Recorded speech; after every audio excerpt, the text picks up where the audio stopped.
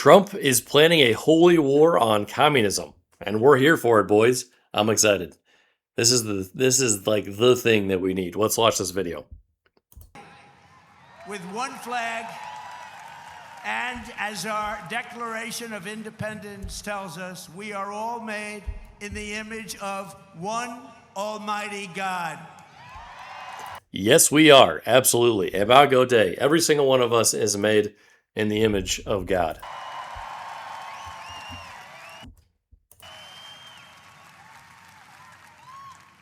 And a communist will never say that. That's for sure. Few heroes remind us of these truths, more than William Carney, who escaped slavery to become a Union soldier in the Civil War. Amazing. So, says here, President Trump calls communism a threat that must be removed from the U.S. Absolutely. America will never be a communist country. Won't happen. Communism is a loser and always will be. Love it. Let's watch the video. And after we vanquished fascism, Americans stood against the evil of communism in the Cold War. And as I said last night at the beautiful Mount Rushmore, what a beautiful place, where Washington, Jefferson, Lincoln, and Theodore Roosevelt loomed over my shoulder as I spoke, America will never be a communist country. Won't happen. Communism is a loser, and it always will be. The communist system is the opposite of the American system, and the communist system has never worked. Our warriors did not fight communism on battlefields across the world, only to have that menace rear its ugly head right back here in America. We're not going to let it happen.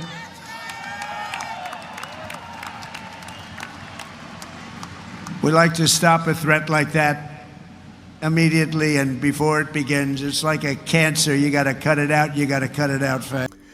And with that, let's go on to the cancer. Here is Zoran Mamdani talking about seizing the means of production. What the purpose is about this entire project is not simply to raise class consciousness, but to win socialism. And obviously raising class consciousness is a critical part of that. But making sure that we have... Critical consciousness is the thing that so many communists, that even the commies decided to reject, and to some extent. But then they traded it for race consciousness, CRT, and queer theory, and quite a lot of other off-brand, weird types of critical consciousness in the education system, in academia, over the past 25 years.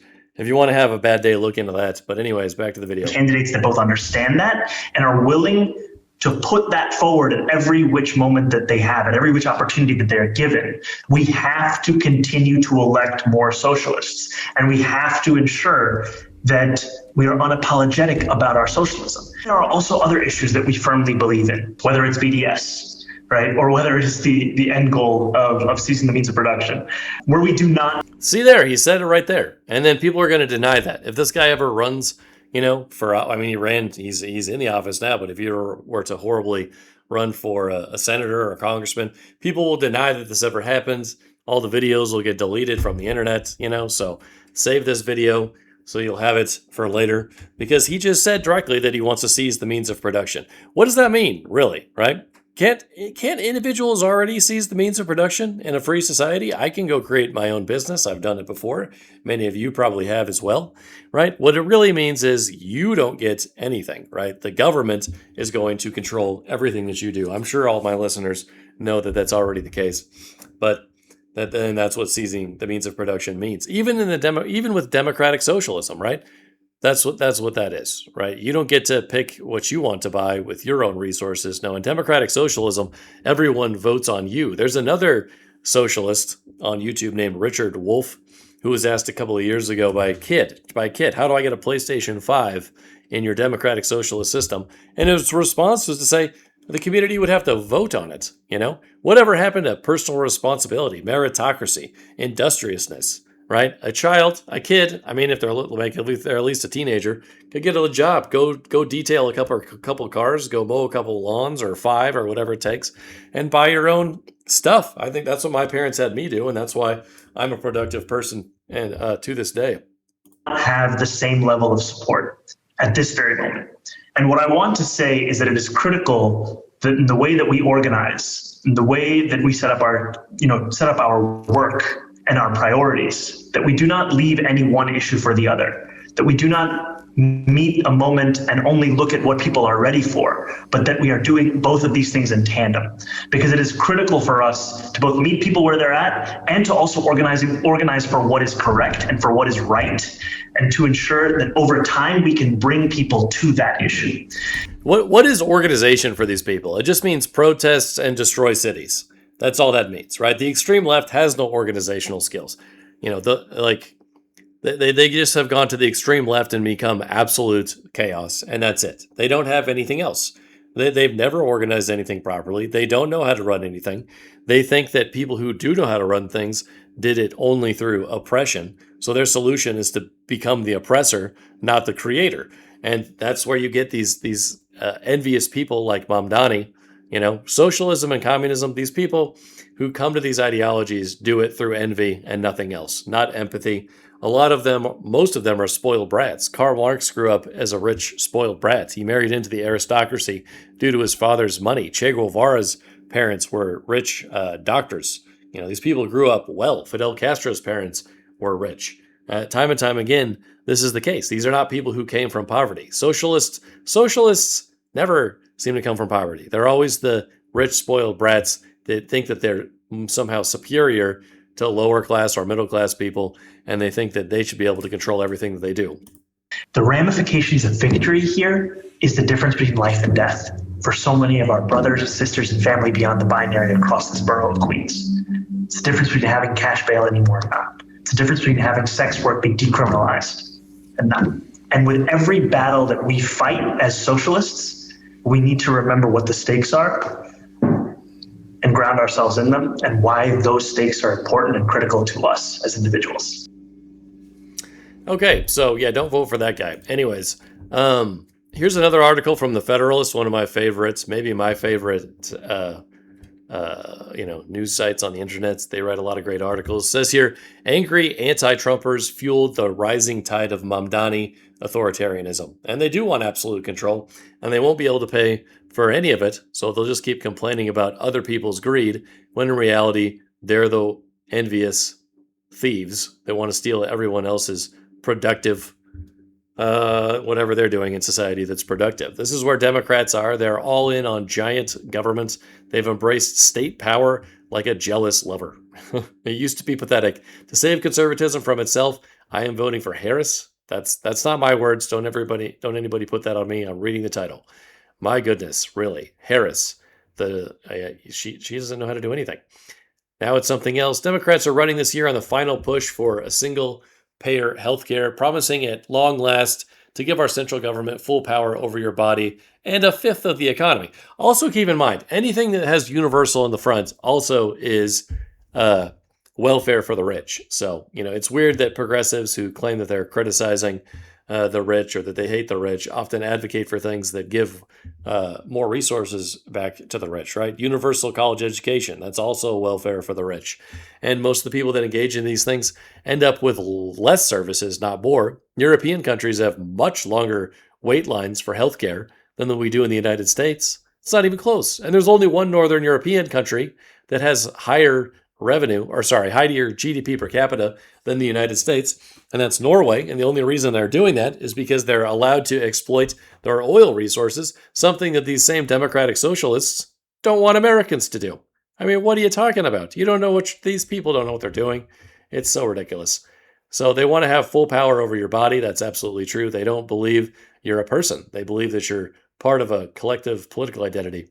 Do we need to talk about Graham Plattner, as they do here, demanding universal health care? He discusses in here how he wants universal child care, which is, not as important, to people. I think we don't need the state controlling children any more than they already do. Then there's just more time for them to indoctrinate kids into believing nonsense. And it says here, as Plattner does, they always link free childcare to free healthcare. So add the cost of the free program to the cost of free healthcare, let a million quality learning centers bloom. Controlling medicine and childcare, Democrats also plan to control other major industries. New York City Mayor Zoran Mamdani, the moral and intellectual leader of the party in a moment when all the national politicians are as smart as Mazie Hirono, or as I probably did not say that person's name right, or as appealing as Amy Klobuchar. He said explicitly that his goal is seizing the means of production. Let's say that again, right?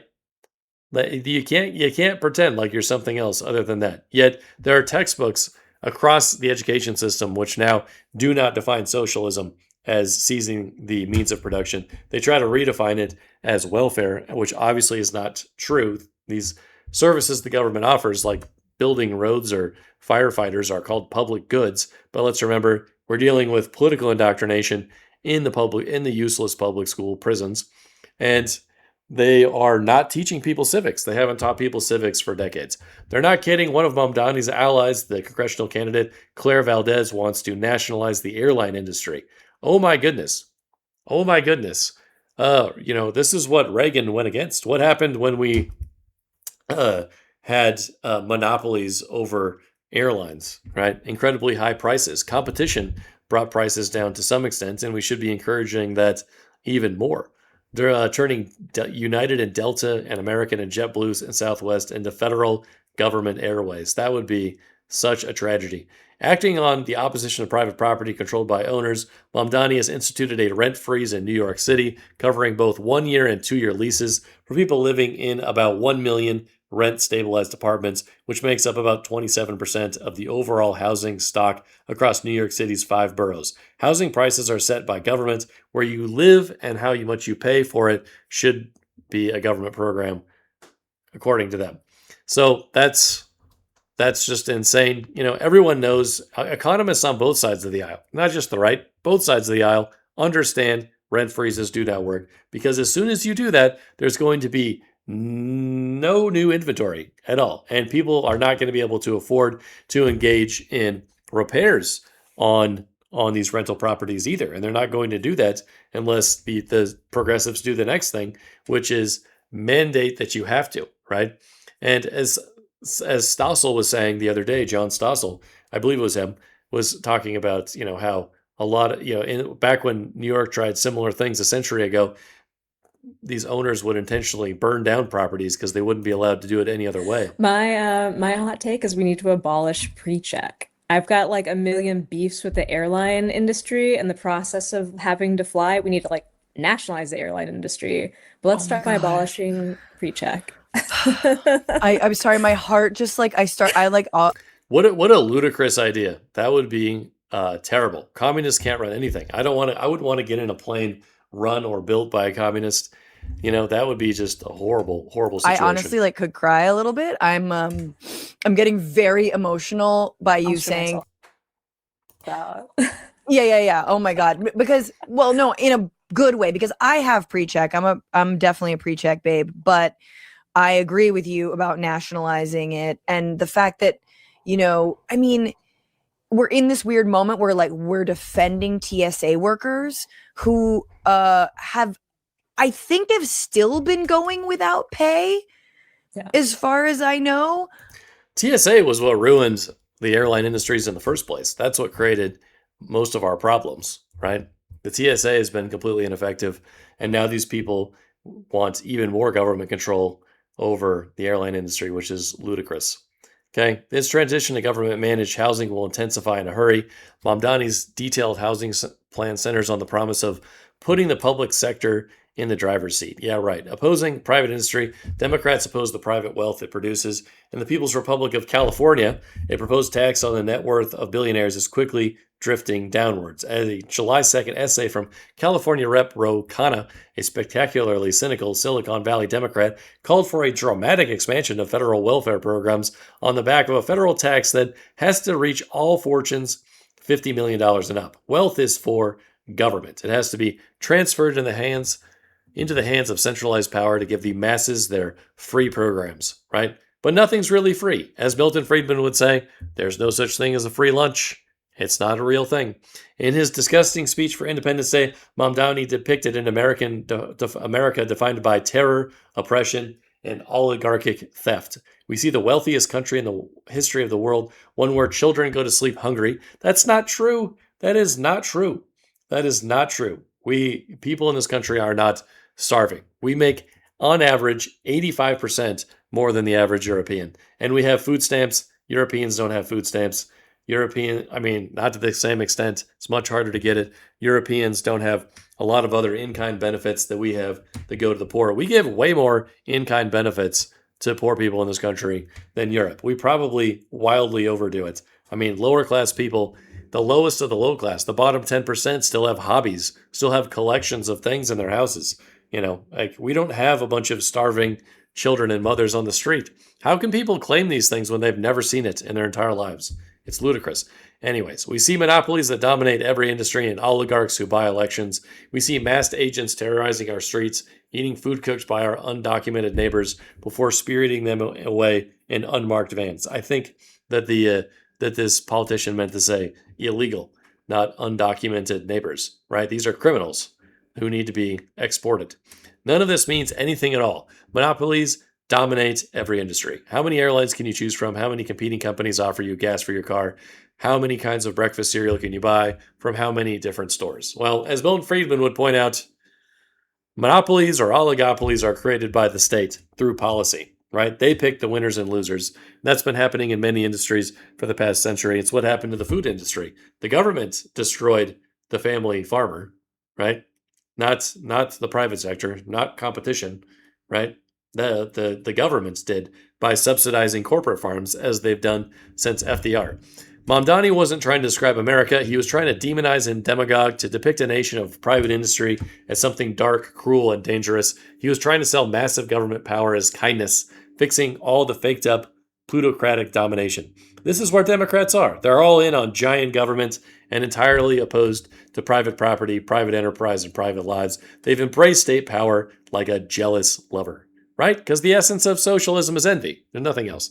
It's a dismal gang of brutally stupid adult children who have made a living as shameless grifters by warning you that Donald Trump is an aspiring dictator who yearns to implement authoritarianism. They keep inventing fake panics to sell the idiocy, while Trump eliminates whole government agencies and sharply reduces the size of the federal workforce.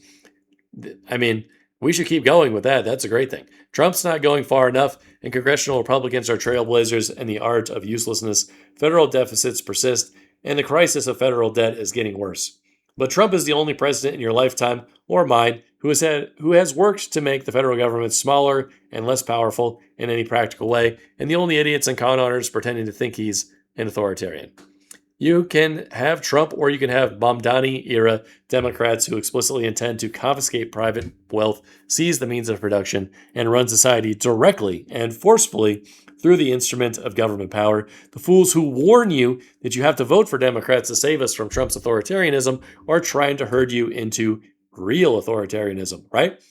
These authoritarianism can only come from the state. It can't come from capitalism. Anyone who's still pretending that this isn't the actual choice has now transitioned from being a shameful clown to being a real danger. The tediousness of bulwark, never Trumpism, and David French's infantile socialist worshipping corporophilia, oh boy, is becoming something else entirely. It's time to choose, and it's time to remember the choices that other people make. A time for choosing, from the great Ronald Reagan.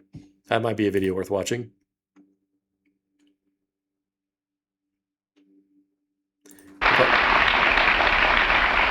Thank you and good evening. The sponsor has been identified, but unlike most television programs, the performer hasn't been provided with a script. As a matter of fact, I have been permitted to choose my own words and discuss my own ideas regarding the choice that we face in the next few weeks. I have spent most of my life as a Democrat. I recently have seen fit to follow another course. I love that honesty. People just aren't like that anymore to give that kind of honesty. He came to a new conclusion. He realized the truth. He realized the facts. Facts are what moved Thomas Sowell from the left to the right as well. It seems like a common theme amongst people. And also the left just doesn't have any organizational skills. When they say organization, and they say it all the time, what they really mean is violent protests, destruction of other people's private property, and harassment, right? But Reagan was so much better. Reagan followed Milton Friedman and his mentality about being free to choose, as you should be in America, a country that values freedom and liberty. You can check out that video because we don't have time to watch the whole 30 minutes, but from the Ronald Reagan Presidential Library. Thanks for tuning in. I appreciate any of your likes or shares or comments. If you waited this long, you're great. Appreciate that. Have a great day.